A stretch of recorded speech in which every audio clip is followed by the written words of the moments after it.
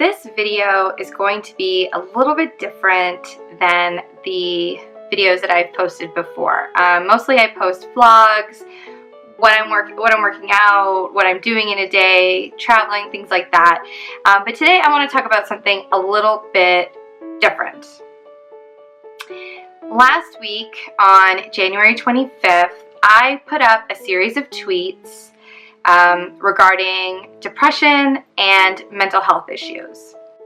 Belle Let's Talk Day is on January 25th, and every social media post, so it could be Snapchat, Facebook, Twitter, Instagram, and if you use the hashtag Belle Let's Talk, 5 cents goes towards mental health initiatives across Canada.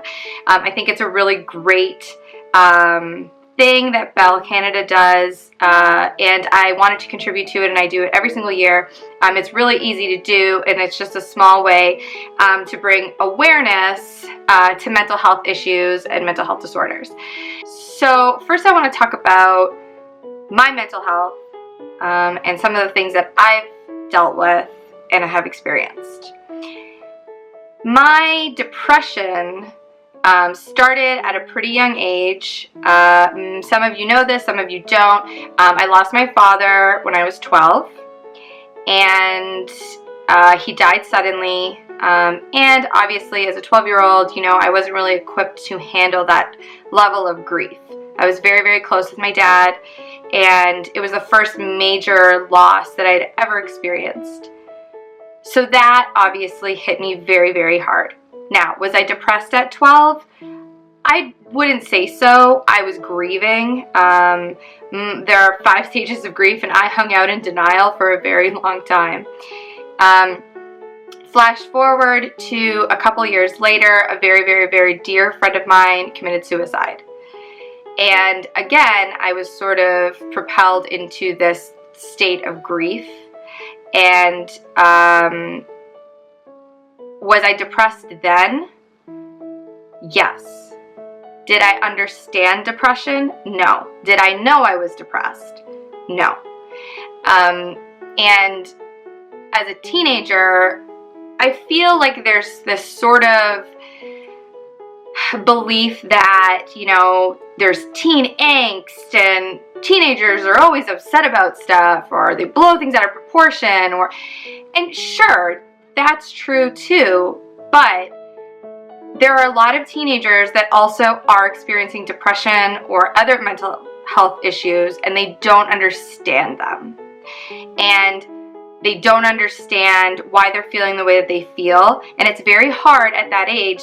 I mean, it's hard as an adult to express yourself, but when you're a teenager, it's even harder. When you're a kid, it's hard to piece together how you're feeling and how to say that for somebody to understand.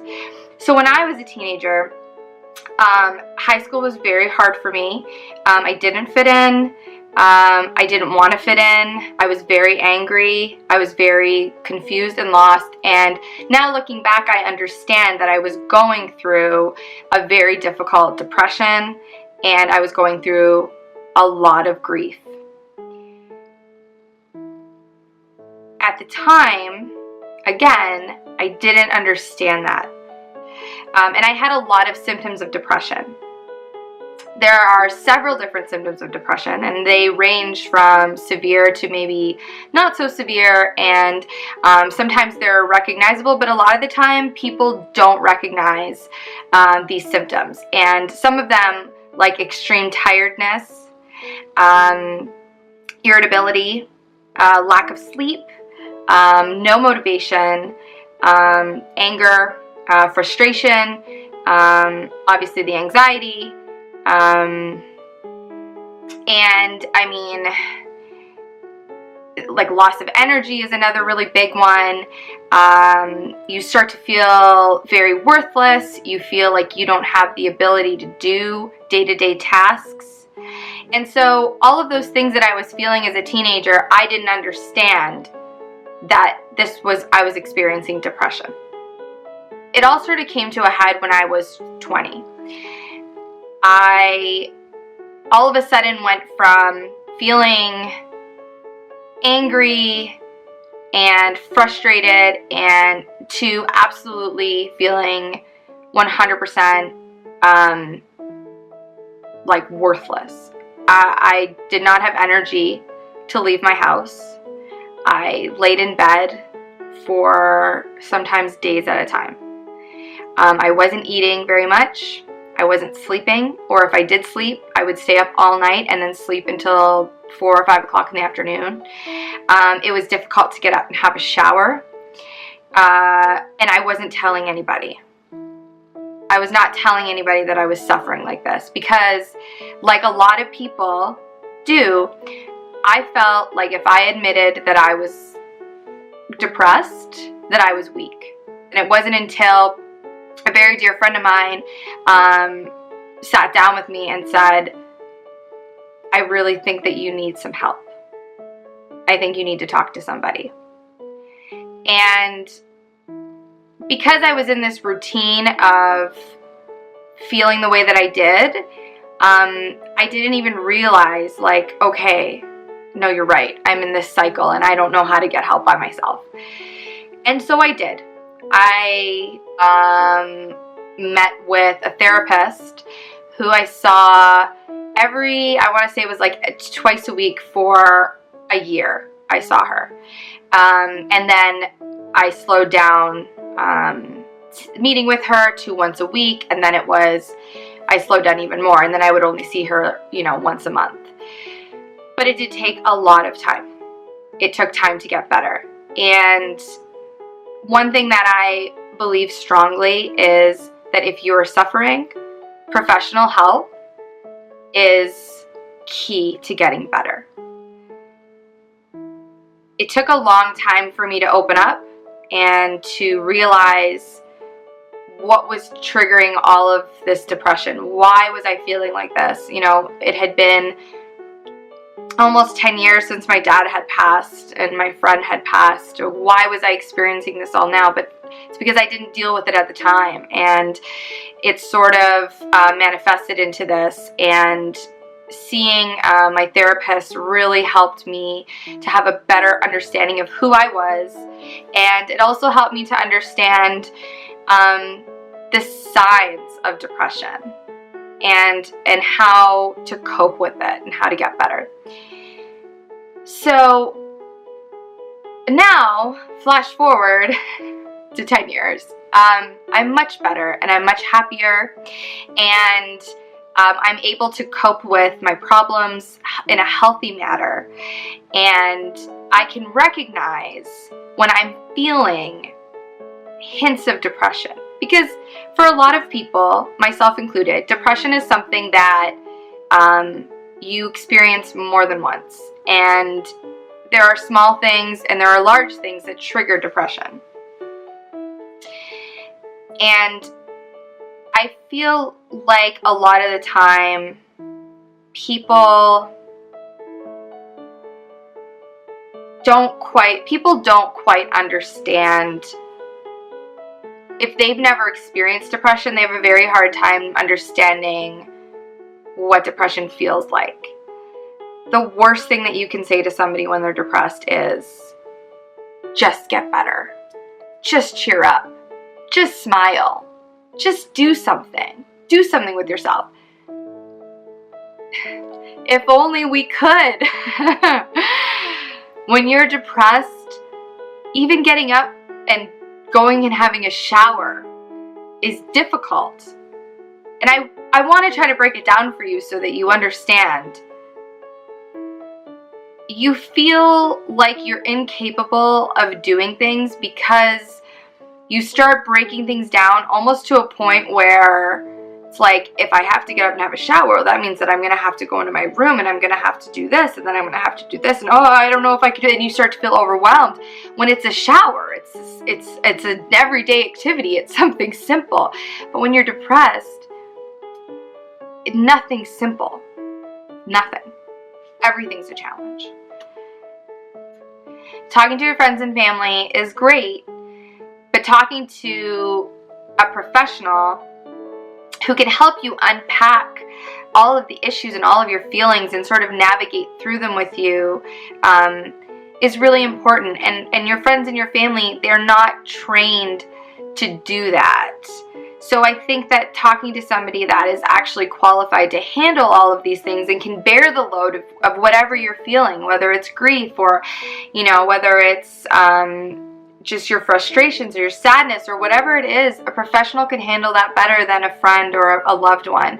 So I'm a big advocate of talk therapy, and I don't think that there is anything wrong with seeking help. I think that there is this awful stigma around admitting that you're suffering. And if there's one thing that I can convey to my followers and my fans and anybody that's watching this, is asking for help does not make you weak. Asking for help makes you strong, because asking for help is incredibly difficult, especially when you're suffering. We tend to suffer in silence. We tend to take everything inside of us, and I think a lot of us are terrified to release that into the world. I think that we hang on to our feelings, and we feel guilty that we're so sad, and we feel guilty that we have no motivation, and we feel guilty that we're so tired. And I want you all to know that talking about it and admitting it doesn't make you weak, or it doesn't make you any less of a person. If anything, it makes you strong, and it helps when you admit to what's happening to you, or you admit that you're feeling this way. It's the only way you're going to get help. The other thing I do want to touch on is suicide and suicidal thoughts. Having experienced losing somebody to suicide, and also experiencing what it's like to have suicidal thoughts, I first want to say that if you are suffering and you feel like nobody understands your pain, or you feel like you just want relief from your pain, that you're tired of carrying around this horrible feeling, I want you to know that even though it feels like hell right now, it will get better. It will get better. And I know it's hard to believe it, but I promise you, if I can make it through my depression, and if I can get better, I know that you can get better. And I know that we're all experiencing different things, and we're all suffering from different things, but suicide is not the answer. It is a permanent solution to a temporary problem. And I promise, as much as it hurts today, it will get better. So I know this video is a little bit heavy, and I know that I'm touching on topics that are sort of uncomfortable, but I don't want them to be uncomfortable. We all suffer from things. We all experience crap. We all experience mental health issues. All of us. Every single person on this planet has experienced, depression or anxiety, or even in its mildest forms. And I think it's so important that we open the conversation and we talk about these things. Because the worst thing that you can do is close yourself off to people. The worst thing you can do is internalize how you're feeling. And I feel like if I can stand up and say, hey, I've suffered from depression, I've experienced social anxiety. Still to this day, I still have moments of social anxiety. If I can stand up and tell you that, I feel like we all can. And that there's nothing to be ashamed of. There's absolutely nothing to be ashamed of. This is life. Life happens. We all struggle. And I want that stigma that's surrounding mental health to go away. I want people to know that they can talk, because talking opens the door to getting better. And that's what we want. We want to get better. We want our friends to feel better. We want our loved ones to feel better. So open the conversation. If you're feeling depressed, if you're feeling anxious, if you're suffering from any kind of mental health issue, whether you're bipolar or you have anxiety or you are depressed or, you know, whatever it is, know that you're not alone. Know that you're not suffering alone. There are millions of people that are experiencing it too, and sometimes we're all just afraid to talk about it. In the description box of this video, I have put links to multiple websites and phone numbers. If you are suffering, if you need help, if you just want to learn about mental health, maybe you have a loved one that's suffering and you want to learn how to communicate with them. Or maybe you're trying to understand why your friend feels this way or why you feel this way.